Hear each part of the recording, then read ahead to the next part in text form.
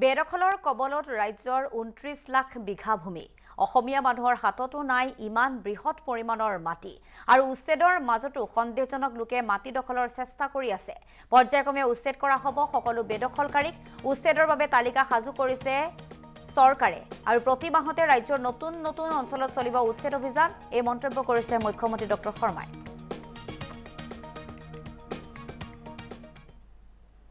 মই এটা কথাই কৈছো যে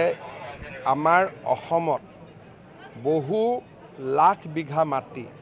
২৯ লাখ বিঘা মাটি এবিঘা দুবিঘা নহয় ২৯ লাখ বিঘা মাটি বেদখলকাৰীৰ হাতত গৈছে ইমান মানুহ অসমীয়া মানুহৰ হাততো নাই ইমান মাটি যিমান বেদখলকাৰীসকলে মাটি দখল কৰি ৰাখিছে ঘটনা প্ৰবাহ চলি থকাৰ মাজতে যোৱাকালি ওৰাঙত মাটি দখল কৰাৰ চেষ্টা চলিছিল এটা এটাকৈ লাহে লাহে আমি উচ্ছেদ কৰিব লাগিব কৰবাত আইনী বাধা থাকিব আইনী বাধা আঁতৰাব লাগিব আৰু এটা কষ্টকৰ কাম কিন্তু আমি হাতত লৈছো লাহে লাহে আমি কৰি গৈ থাকিম আৰু এখন আমাৰ তালিকা আছে যে কিখিনি আমি কাম সোনকালে কৰিব পাৰো যাক ইংৰাজীত লো হ্যাঙ্গিং ফ্ৰুটস বুলি কয় আৰু আমি প্ৰত্যেক মাহতে কোনোবা নহয় কোনোবা এটা জায়গাত কৰি থাকিম মোৰ এটাই অনুৰোধ থাকিব যে যিখিনি হল হৈ গল নতুনকৈ কোনো স্থানত যাতে আমি এনেকুৱা ধৰণৰ দখল হ'ব নিদিও স্থানীয় ৰাইজে প্ৰতিবাদ কৰিলে বা স্থানীয় ৰাইজে আপত্তি কৰিলে তেওঁলোক নাহে কিন্তু আমি দুই এজনে নিজৰ মেডিপট্টা অলপমান বিক্ৰী কৰি দিলো তাতে বহি ওচৰৰ মাটিলৈকে গুচি গ'ল তেনেকৈ গোটেই বস্তুটো বিয়পি পৰে সেইকাৰণে মই ভাবো যে অসমীয়া মানুহ হওক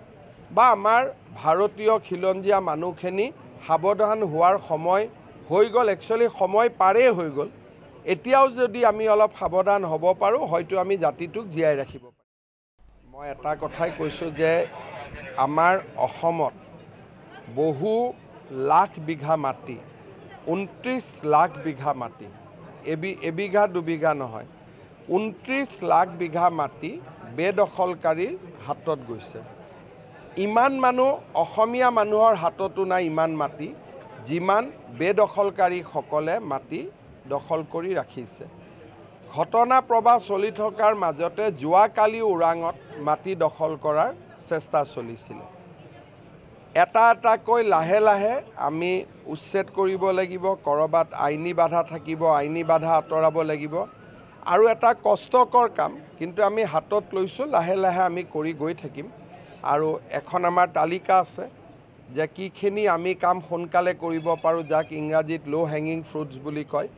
আৰু আমি প্ৰত্যেক মাহতে কোনোবা নহয় কোনোবা এটা জায়গাত কৰি থাকিম মোৰ এটাই অনুৰোধ থাকিব যে যিখিনি হল হৈ গল নতুনকৈ কোনো স্থানত যাতে আমি এনেকুৱা ধৰণৰ দখল হ'ব নিদিও স্থানীয় ৰাইজে প্ৰতিবাদ কৰিলে বা স্থানীয় ৰাইজে আপত্তি কৰিলে তেওঁলোক নাহে কিন্তু আমি দুই এজনে নিজৰ মেডিপট্টা অলপমান বিক্ৰী কৰি দিলো তাতে বহি ওচৰৰ মাটিলৈকে গুচি গ'ল তেনেকৈ গোটেই বস্তুটো বিয়পি পৰে সেইকাৰণে মই ভাবো যে অসমীয়া মানুহ হওক বা আমাৰ ভাৰতীয় খিলঞ্জীয়া মানুহখিনি সাৱধান হোৱাৰ সময় হৈ গ'ল একচুয়ালি সময় পাৰে হৈ গ'ল এতিয়াও যদি আমি অলপ সাৱধান হ'ব পাৰো হয়তো আমি জাতিটোক জীয়াই ৰাখিব পাৰো